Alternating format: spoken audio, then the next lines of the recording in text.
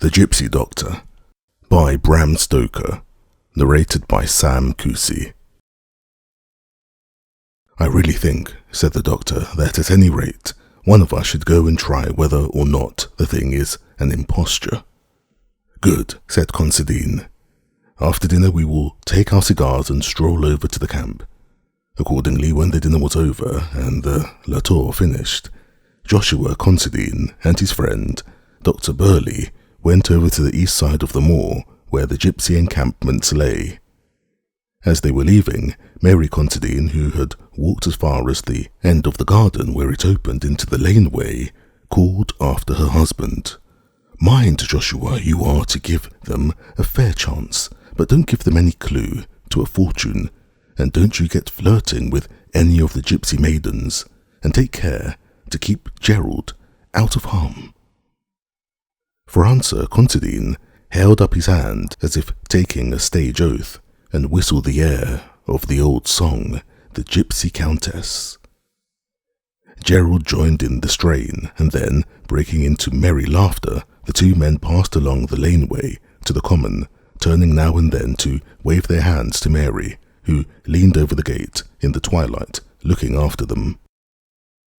It was a lovely evening in the summer. The very air was full of rest and quiet happiness, as though an outward type of the peacefulness and joy which made a heaven of the home of the young married folk. Considine's life had not been an eventful one.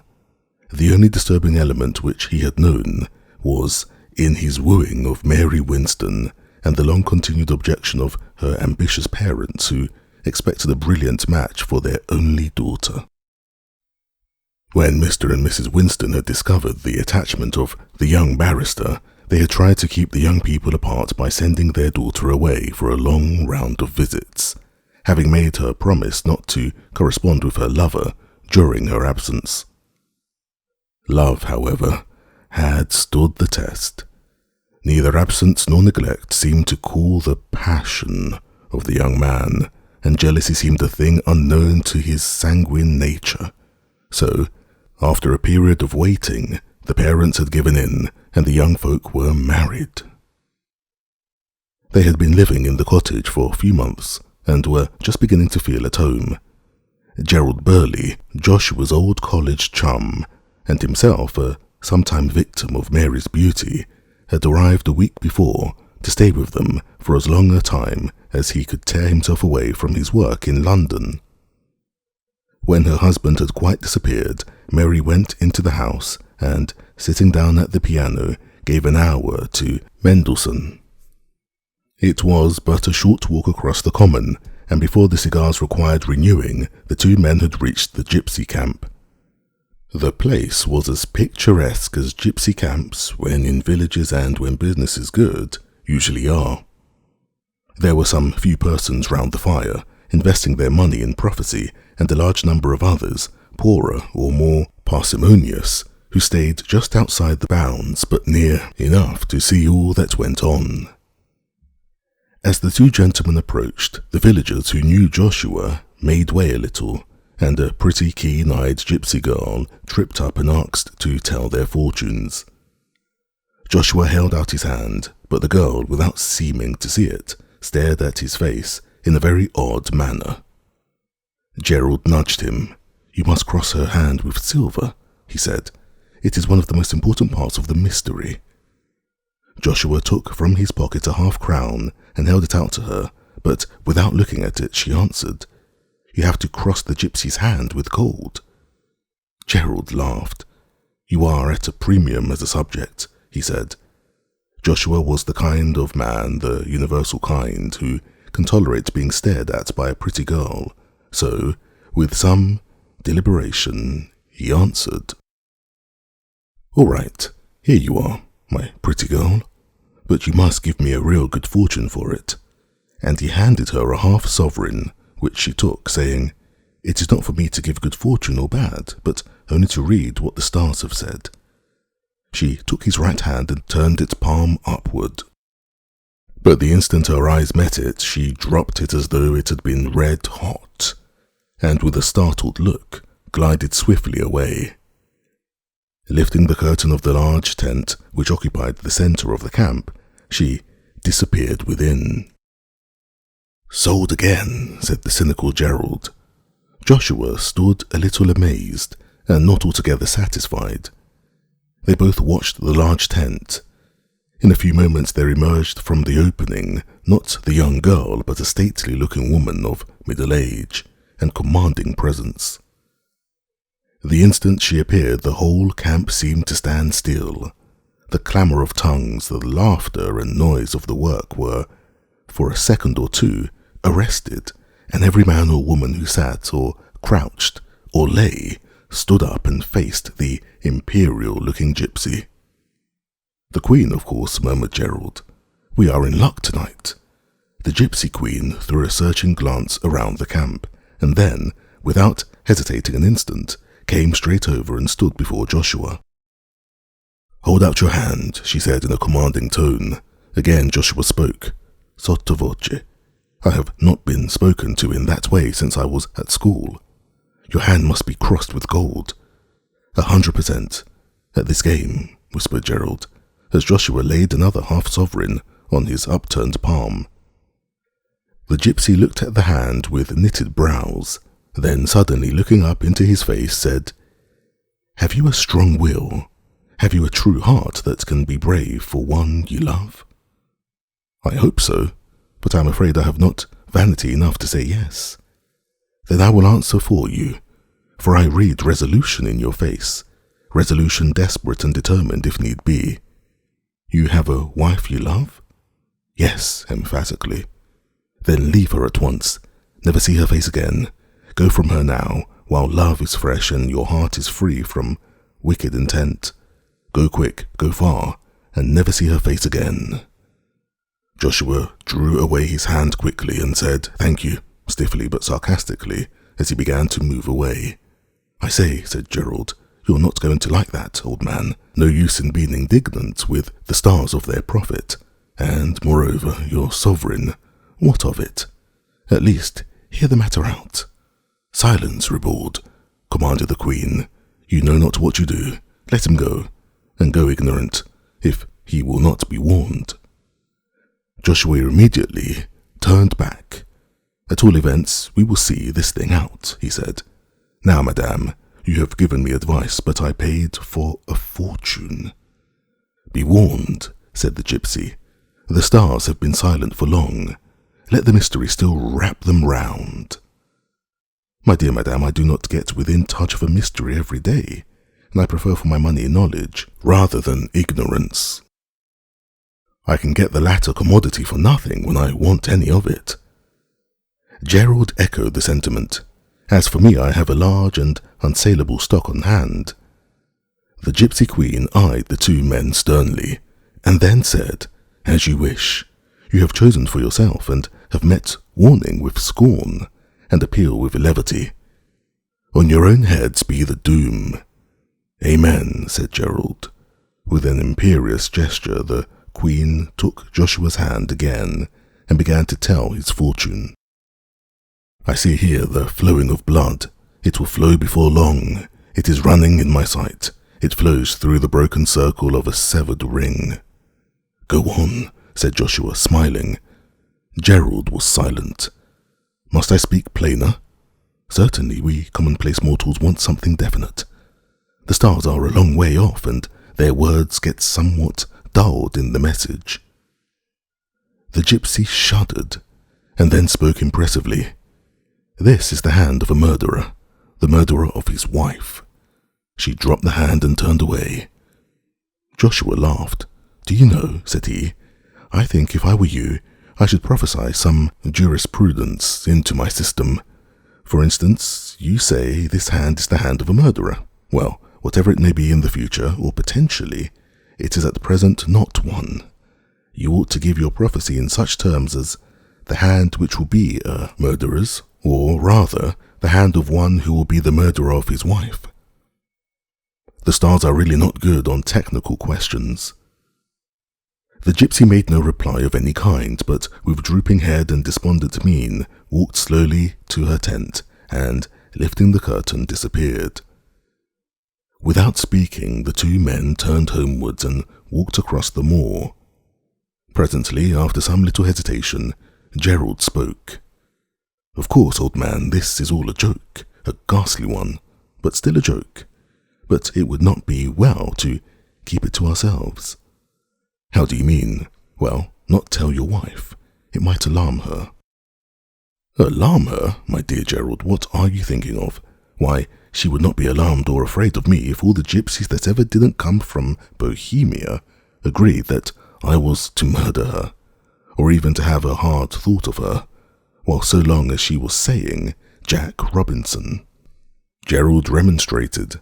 "Old fellow, women are superstitious, far more than we men are, and also they are blessed, or cursed, with a nervous system to which we are strangers. I see too much of it in my work not to realize it. Take my advice and do not let her know, or you will frighten her." Joshua's lips unconsciously hardened as he answered, "My dear fellow, I would not have a secret from my wife. Why, it would be the beginning of a new order of things between us. We have no secrets from each other. If we ever have, then you may begin to look out for something odd between us." "Still," said Gerald, "at the risk of unwelcome interference, I say again, be warned in time." "The gypsy's very words," said Joshua. "You and she seem quite of one accord. Tell me, old man, is this a put-up thing? You told me of the gypsy camp.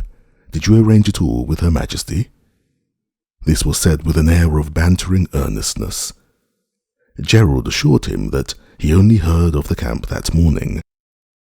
But he made fun of every answer of his friend, and in the process of his raillery, the time passed, and they entered the cottage. Mary was sitting at the piano, but not playing. The dim twilight had waked some very tender feelings in her breast, and her eyes were full of gentle tears. When the men came in, she stole over to her husband's side and kissed him. Joshua struck a tragic attitude. "Mary," he said in a deep voice, "before you approach me, listen to the words of fate. The stars have spoken, and the doom is sealed." "What is it, dear?" "Tell me the fortune, but do not frighten me." "Not at all, my dear, but there is a truth which it is well that you should know. Nay, it is necessary, so that all your arrangements can be made beforehand, and everything be decently done and in order." "Go on, dear. I am listening." "Mary Considine, your effigy may yet be seen at Madame Tussauds. The jurisprudent stars have announced their fell tidings that this hand is red with blood. Your blood, Mary." "Mary, my God!" He sprang forward, but too late to catch her as she fell fainting on the floor. "I told you," said Gerald. "You don't know them as well as I do." After a little while, Mary recovered from her swoon, but only to fall into strong hysterics, in which she laughed and wept and raved and cried, "Keep him from me, Joshua, my husband," and many other words of entreaty and of fear. Joshua Considine was in a state of mind bordering on agony, and when at last Mary became calm, he knelt by her and kissed her feet and hands and hair and called her all the sweet names and said all the tender things his lips could frame. All that night he sat by her bedside and held her hand. Far through the night and up to the early morning she kept waking from sleep and crying out as if in fear, till she was comforted by the consciousness that her husband was watching beside her. Breakfast was late the next morning, but during it Joshua received a telegram which required him to drive over to Withering, nearly 20 miles. He was loath to go, but Mary would not hear of his remaining, and so before noon he drove off in his dog-cart alone. When he was gone, Mary retired to her room. She did not appear at lunch, but when afternoon tea was served on the lawn under the great weeping willow, she came to join her guest. She was looking quite recovered from her illness of the evening before. After some casual remarks, she said to Gerald, "Of course it is very silly about last night, but I could not help feeling frightened. Indeed, I would feel so still if I let myself think of it. But after all, these people may only imagine things, and I have got a test that can hardly fail to show that the prediction is false. If indeed it be false, she added sadly. What is your plan? Asked Gerald. I shall go myself to the gypsy camp and have my fortune told by the Queen. Capital. May I go with you? Oh no, that would spoil it. She might know you and guess at me, and suit her utterance accordingly. I shall go alone this afternoon. When the afternoon was gone, Mary Considine took her way to the gypsy encampment. Gerald went with her as far as the near edge of the common and returned alone. Half an hour had hardly elapsed when Mary entered the drawing room where he lay on a sofa reading. She was ghastly pale and was in a state of extreme excitement. Hardly had she passed over the threshold when she collapsed and sank moaning on the carpet. Gerald rushed to her aid, but by a great effort she controlled herself and motioned him to be silent. He waited, and his ready attention to her wish seemed to be her best help, for in a few minutes she had somewhat recovered and was able to tell him what had passed. When I got to the camp, she said, there did not seem to be a soul about. I went into the centre and stood there. Suddenly a tall woman stood beside me. Something told me I was wanted, she said. I held out my hand and laid a piece of silver on it. She took from her neck a small golden trinket and laid it there also, and then, seizing the two, threw them into the stream that ran by. Then she took my hand in hers and spoke. Naught by blood in this guilty place, and turned away. I caught hold of her and asked her to tell me more. After some hesitation, she said, Alas, alas, I see you lying at your husband's feet, and his hands are red with blood. Gerald did not feel at all at ease, and tried to laugh it off. Surely, he said, this woman has a craze about murder. Do not laugh, said Mary. I cannot bear it. And then, as if with a sudden impulse, she left the room. Not long after Joshua returned, bright and cheery, and as hungry as a hunter after his long drive. His presence cheered his wife, who seemed much brighter, but she did not mention the episode of the visit to the gypsy camp, so Gerald did not mention it either. As if by tacit consent, the subject was not alluded to during the evening, but there was a strange, settled look on Mary's face, which Gerald could not but observe. In the morning, Joshua came down to breakfast later than usual. Mary had been up and about the house from an early hour, but as the time drew on, she seemed to get a little nervous and now and again threw around an anxious look. Gerald could not help noticing that none of those at breakfast could get on satisfactorily with their food. It was not altogether that the chops were tough, but that the knives were also blunt. Being a guest, he, of course, made no sign, but presently saw Joshua draw his thumb across the edge of his knife in an unconscious sort of way. At the action, Mary turned pale and almost fainted. After breakfast, they all went out on the lawn. Mary was making up a bouquet and said to her husband, Get me a few of the tea roses, dear. Joshua pulled down a cluster from the front of the house. The stem bent, but was too tough to break. He put his hand in his pocket to get his knife, but in vain. Lend me your knife, Gerald, he said. But Gerald had not got one, so he went into the breakfast room and took one from the table. He came out feeling its edge and grumbling. What on earth had happened to all the knives? The edges seem all ground off. Mary turned away hurriedly and entered the house. Joshua tried to sever the stalk with the blunt knife as country cooks sever the necks of fowl, as schoolboys cut twine. With a little effort he finished the task. The cluster of roses grew thick, so he determined to gather a great bunch. He could not find a single sharp knife in the sideboard where the cutlery was kept, so he called Mary, and when she came, told her the state of things. She looked so agitated and so miserable that he could not help knowing the truth, and, as if astounded and hurt, asked her. "Do you mean to say that you have done it?" She broke in. "Oh, Joshua, I was so afraid." He paused, and a set, white look came over his face. "Mary," said he, "is this all the trust you have in me? I would not have believed it." "Oh, Joshua, Joshua," she cried entreatingly, "forgive me," and wept bitterly. Joshua thought a moment and then said, "I see how it is. We shall better end this, or we shall all go mad." He ran into the drawing room. "Where are you going?" almost screamed Mary. Joshua saw what he meant, that he would not be tied to blunt instruments by the force of a superstition, and was not surprised when he saw him come out through the French window bearing in his hand a large Gurkha knife, which usually lay on the centre table and which his brother had sent him from northern India.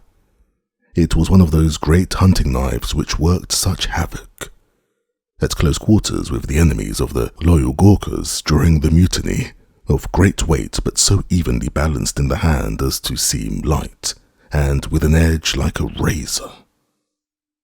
With one of these knives a Gurkha can cut a sheep in two.